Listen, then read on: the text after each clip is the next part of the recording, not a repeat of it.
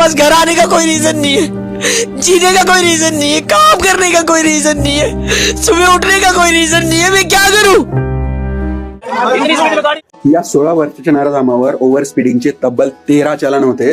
Licence सुद्धा नव्हतं. फक्त एका रीलच्या नादात त्याने 23 वर्षाच्या साहिलला स्कॉर्पिओ गाडीने चिरडून मारलं. पण धक्कादायक काय आहे माहितीये, कडक पोलीस कारवाई होण्याऐवजी परीक्षेच्या नावाखाली त्याला लगेच जामीन मिळाला व तो जेल बाहेर आला. कारण त्याच्याकडे एकच मोठी लायकी होती की तो एका बड्या बापाचा पोरगा आहे.